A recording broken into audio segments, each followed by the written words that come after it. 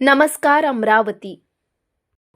देशभरात शेतकरी प्रश्नांवरून सरकारविरोधात असंतोष वाढत असताना संयुक्त किसान मोर्चाच्या वतीने 20 जानेवारी रोजी राष्ट्रीय विरोध दिवस पाळण्यात आला। याच पार्श्वभूमीवर जिल्हाधिकारी कार्यालयासमोर शेतकऱ्यांनी जोरदार निदर्शने केली। सरकारने दिलेली आश्वासने पूर्ण न केल्याचा आरोप करत शेतकरी विरोधी कायदे राबविण्यावर सरकार भर देत असल्याचा दावा आंदोलकांनी केला।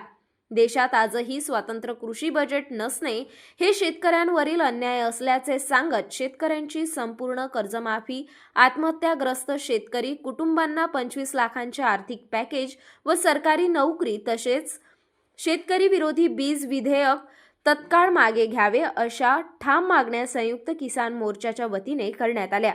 या आंदोलनावेळी डॉक्टर ओमप्रकाश कुटेमाटे यांनी सरकारच्या धोरणांवर तीव्र शब्दात टीका केली।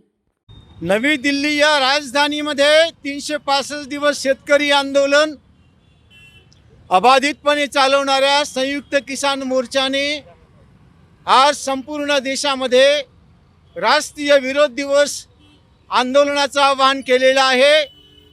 त्या आवाहनाला प्रतिसाद म्हणून संयुक्त किसान मोर्चा, महाराष्ट्र राज्य किसान सभा, आयटक कामगार संघटना ह्यांच्या वतीनं अमरावती जिल्हाधिकारी कार्यालयावर राष्ट्रीय विरोध दिवस आंदोलन होत आहे।